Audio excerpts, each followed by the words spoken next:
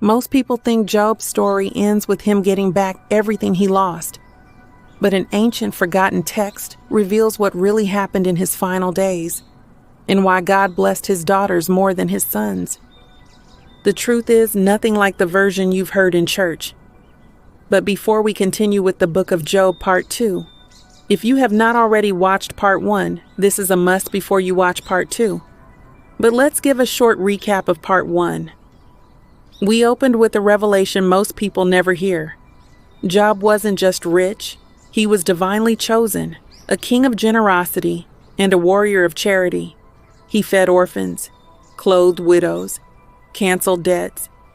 Even his livestock had assignments to feed the poor. His home was an open sanctuary for strangers, and his fortune was a living sacrifice. But his goodness stirred hatred in the spirit realm. Satan didn't just ask to test Job, he waged war. One by one, Job's livestock were burned, his wealth stolen, and finally, his children were crushed beneath their own house. And through it all, Job did not curse God. Then came the body plague. Satan hit harder. Boils, worms, flesh rotting off bone. Job lay outside the city gates for 7 years, disfigured and discarded. But what broke most people didn't break him. His wife, once dressed in gold, was reduced to begging. And when she had nothing left to give, she sold her hair for 3 loaves of bread. Yet even then, Job held his tongue. When she begged him to curse God and die, he turned to Satan directly and said, "Come out and fight me like a lion, not like a rat hiding behind my wife." And Satan surrendered, bruised, defeated, humiliated, because Job, stripped of everything, still wouldn't let go of God. Now, we continue to chapter 7 of the Testament of Job. At this point, word spread. 4 kings, Eliphaz of Teman, Baldad, Sophar, and Elihu, heard the rumors. Not about a sick man, not about a beggar, but about Job, the king who once ruled Uz with gold, wisdom, and glory, now sitting on a dung heap, body broken, worms for company. They refused to believe it. "Not Jobab," they said. Not the man whose wealth outshone kingdoms. Not the one who fed thousands and robed the poor in garments finer than royalty. So they traveled, each from their land, to see for themselves. When they arrived at the city, they asked, "Where is Jobab, ruler of all this land?" The townspeople said, "Outside the gates, on the dung heap. He hasn't stepped foot inside for 7 years." The kings thought it was a mistake. They walked out together, and when they saw him, they froze. The man on the ground, scarred, decaying, unrecognizable, was Job. And when Job saw them, he wept. He covered his head with dirt. He shook in grief. He couldn't even speak. And when the kings realized it was truly him, they collapsed, face down in the dirt, shocked, speechless for 3 hours. For 7 days they sat beside him in silence. Then came the tears. Eliphaz spoke first, but his words weren't comfort. They were lament. "Are you the one who fed nations, and now beg for crumbs? Are you the king whose throne was forged in gold, now lying on waste? Are you the one who clothed strangers, now stripped and stinking?" They wept for what he used to be. They burned incense just to stand near his rotting body. Their soldiers scattered perfume just to mask the stench of what was once glory. They cried again and again, "Where has your glory gone, Job?" But Job, weak, wounded, and worm-eaten, lifted his voice. And what he said silenced kings. "You ask where my glory has gone? You think it sat on golden thrones and silver tables? Let me show you my throne." And then he said, "My glory is not on this earth. My kingdom is not made of gold, but of endurance. My throne is in heaven beside the Savior. My river flows where no drought can touch it. My name is written in eternity. Kings fall, riches fade, glory, withers like flowers in fire, but the one who suffers with faith, his throne is unshakable. And with that, the kings were humbled, because Job hadn't lost his glory. He had traded it for something higher. But not everyone liked what they heard. Eliphaz, king of Teman, still wrapped in gold and pride, rose to his feet with clenched fists and a storm in his chest. This is why we came, He spat. to comfort a man who speaks like a god. He mocks our kingdoms. He mocks our strength. He mocks us. He turned to leave, but Balaad stepped forward and grabbed his arm. Eliphaz, no. This is a broken man speaking from his suffering. We're not here to judge him. We're here to understand him. Eliphaz scoffed. He's not asking to be understood. He's preaching from a pile of worms. The soldiers tensed. The air thickened. Even in ruin, Job's words had power enough to disturb kings, but Balaad wouldn't walk away. He looked at Job, body rotting, soul untouched, and asked, Job, are you still whole in your heart? Job didn't blink. I never tied my heart to this world. He said, It shifts like sand. It rots like flesh. But heaven? Heaven is steady. There is no decay in heaven. Ballad nodded slowly. I agree. The earth changes. The heavens stay true. But tell me, is your mind still sound? Or have these plagues twisted you too far? He stepped closer, clutching a scented cloth to his nose. Let me ask you just one thing. Balaad said. And if your answer makes sense, I'll know your mind is still sharp. Job looked up. What do you place your hope in? Job answered without hesitation. The living God. Ballad raised a brow. Then tell me, why would your God allow this? Why would he destroy what he built? Why would he strip his loyal servant of everything? No king beats his best soldier, Ballad said. unless that soldier has failed him. Job's reply was calm, but struck like thunder. Who understands the depth of God's wisdom? You think he owes you answers? You think pain means he made a mistake? Balaad frowned. Then answer me this. If you're so wise, why does the sun rise in the east every morning and always set in the west? Why does it follow the same path? Like clockwork. Job's eyes narrowed. You want me to betray the secrets of heaven? Speak of things not meant for man to know? He shook his head. Number. We are dust. Why should dust pretend to explain the winds of the divine? Then Job looked up, eyes glinting. You want proof my mind is still whole? Tell me this. He leaned forward.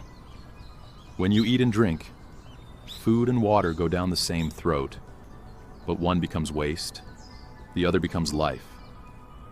Who makes that separation? Balaad fell silent, confused. He had no answer, and Job smiled softly. If you cannot understand even your own body, how will you understand the heavens? Sophar, silent until now, spoke up. Job, we don't care about the sun or your stomach. We just wanted to know if your mind is still whole. And now we see it is. He motioned to the guards. We brought the best physicians in our kingdoms. If you want healing, say the word. They can cure you. Job looked at him, hollow but unwavering. My healing doesn't come from men, He said. not from kings, not from doctors. My cure comes from the one who created them all. And in that moment, even covered in sores and filth, Job looked more royal than any of them. And in that moment, even covered in sores and filth, Job looked more royal than any of them. But then, a cry split the air. From the edge of the crowd, a figure stumbled forward, thin, hunched, wrapped in tattered rags. It was Sidis, Job's wife. She ran like someone who had already run too far. Her breath came in sharp bursts, her bare feet caked in dust. She had been working as a servant, no, a slave, to survive, forbidden to leave. Told that if the king saw her, they might claim her as their own. But she came anyway. The moment she reached them, she fell flat on her face before the kings, clutching the dirt, voice breaking. "Remember me," she pleaded. "Remember what I once was, and what I am now. Look at me. Look what I've become." Her words broke them. Even kings, hardened, armored, covered their faces and wept. Eliphaz, still wearing his royal purple, stepped forward without a word. He unfastened his mantle and draped it over her shaking shoulders. She clutched it tight, then looked up through tear-swollen eyes. "I beg you," she said, "send your soldiers to dig through the ruins of our home, so I can see my children's bones, so I can bury them, as a mother should, 10 children, gone in one day, and I could not give a single one of them rest in the earth." The kings nodded solemnly and gave the order. But Job, still sitting in the ashes, lifted his voice. No, He said firmly. do not waste your strength. You will not find them in the dust. My children are not here. They are in the keeping of their Maker. The kings stared at him. Some shook their heads. This is madness. One whispered. He forbids us to touch the ruins, yet says they are with God. Let him prove it. They helped Job to his feet, holding his frail arms so he could stand. Job lifted his face to the heavens. He blessed God. He prayed. Then he said quietly, Look to the east. and they did. Gasps broke the silence, for there, bathed in light they could hardly look at, stood Job's children, every one of them, alive in glory, crowns of gold on their heads, their eyes shining like fire. Cities fell to the ground and pressed her face into the dirt. "My Lord, you have not forgotten me." That evening, she returned to the city, back to the master she served. Too weak to go on, she lay down at the manger among the cattle, and never rose again. When the master came looking, he found her body there, still, silent. And the animals. The animals were crying. The sound spread through the city. People came running. They wept. They tore their garments. They carried her away and buried her by the ruins where her children had died. The poor of the city mourned loudly. "Behold cities, no woman like her in beauty and honor, and yet she did not receive the tomb she deserved." And for days, the streets carried only one sound, her name echoing in grief. For 27 days, Eliphaz and the other kings sat with Job, not to comfort him, but to debate him. Again and again they accused him. You suffer because you sinned. You've brought this on yourself. There's no hope left for you. They spoke with the certainty of judges delivering a final sentence. But Job, frail, worm-eaten, sitting in ashes, did not stay silent. He answered each charge. He spoke boldly, almost daring them to challenge his faith. It was too much for them. They rose to leave, anger flashing in their eyes. That's when Elihu stepped forward. Wait. He said, You've let Job boast for too long. He claims his throne is in heaven, that he's still righteous in the eyes of God. I can't listen to this anymore. I'll tell you the real reason for his suffering. And then Elihu spoke, his words sharp as a blade, his tone soaked in venom. But the venom wasn't his own. The spirit of Satan moved in him. Every sentence he spoke was a wound meant to break Job's spirit. When he was finished, the wind began to howl. Clouds rolled in thick and fast. A voice thundered from the storm, God himself. But God did not address Job first. He spoke to Elihu with the weight of judgment. You are no man. You are a wild beast. Your words are not of truth. Then the Lord turned to Eliphaz. You and your friends have sinned against me. You have not spoken truth about my servant Job. If it were not for him, I would have destroyed you. Bring a sin offering, and let Job make sacrifice for you. Only then will I forgive you. The kings obeyed, bringing all that was needed for the sacrifice. Job, broken in body but unshaken in spirit, offered it on their behalf, and God accepted it, forgiving them all, except Elihu. When the king saw that Elihu's pardon never came, Eliphaz began to sing. It was no soft hymn.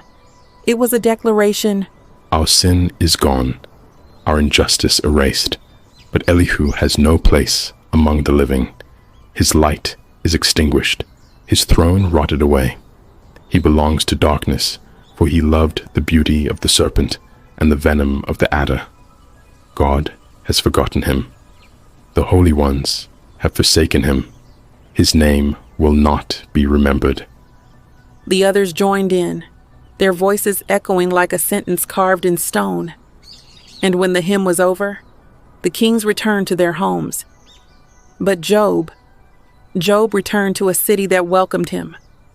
The people prepared a feast in his honor, praising God for his endurance. Friends who had once turned away came back to him. Those who remembered the man Job had been, clothed in glory and wealth, now looked at him with a new kind of awe, not because of what he had, but because of what he had survived. Those who remembered the man Job had been, clothed in glory and wealth, now looked at him with a new kind of awe, not because of what he had, but because of what he had survived. And Job, who had once sat in ashes scraping his sores, now walked among his people whole again. His skin, once ravaged by sickness, was strong and healthy. His eyes carried the weight of suffering, but also the calm of a man who had seen the face of God. He returned to the work he loved most, not building his own name, but clothing the poor, feeding the hungry, lifting the forgotten. Standing before the city gates, he spoke to the crowd.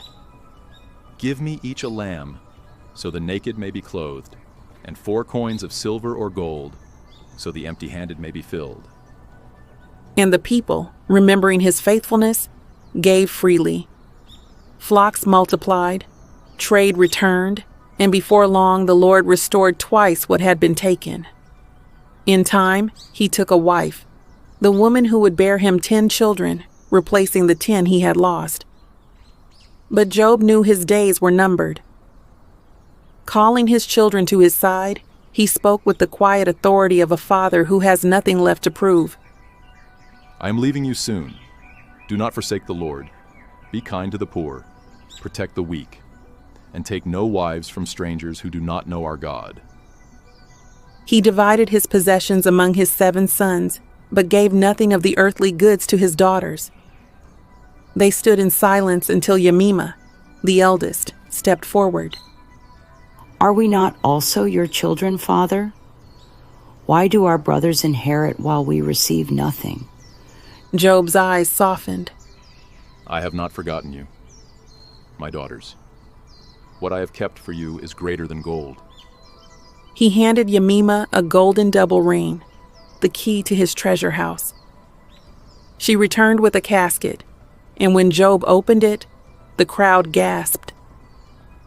Inside lay 3 girdles, each shimmering with living light, as though threads of the sun had been woven by unseen hands.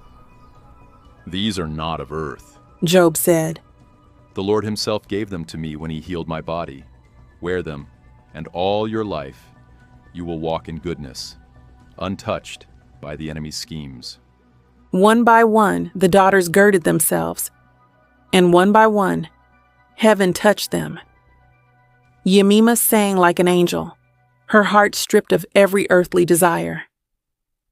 Cassia's voice poured out in the language of heaven, speaking mysteries only the righteous could understand. Karen Hapuk spoke with the voice of the cherubim, her words wrapped in the fire and glory of the One on high. Those who watched knew they were witnessing something rare. The passing of a blessing not measured in silver or land, but in the very breath of God. The last notes of the hymns still floated in the air when Nahor, Job's brother, came and sat beside him. He had listened in stunned silence as each daughter's voice rose to the heavens, one after the other, carrying melodies no mortal tongue could fully describe. Nahor wrote down the story you now read, though the holiest words and sacred signs of those hymns remained unrecorded, for they belonged to God alone. Job lay resting, his body weakened but untouched by pain.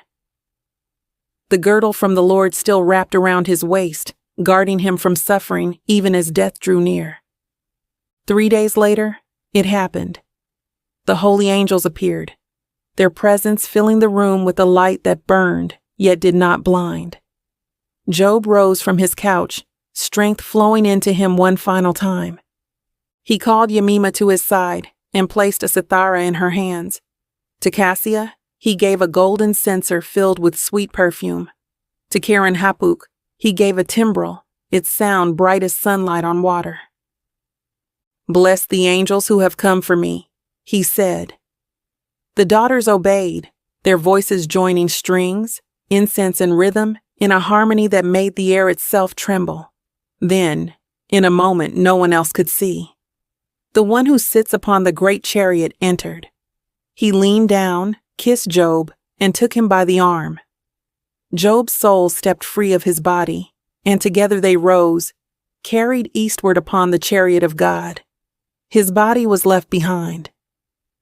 The 3 daughters, still wearing their heavenly girdles, walked ahead of the procession, singing hymns of praise. Behind them came Nahor, Job's 7 sons, and the multitude, the poor, the widows, the orphans, the strangers Job had once taken in. Their voices were heavy with grief. "Woe to us! Today we have lost the strength of the weak, the light of the blind, the father of the orphans.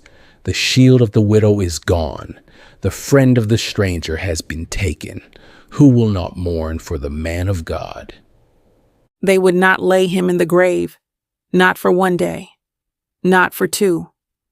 Only on the 3rd day, as though laying a beloved friend down for a gentle sleep, did they finally place him in the earth. The scriptures say his name had once been Jobab, but the Lord himself had called him Job. He lived 85 years before the plague and 170 years after, blessed with double all he had lost. He saw the children of his children for 4 generations. And it is written, "On the day the Lord awakens the righteous, Job will rise with them. To our Lord be the glory." Amen.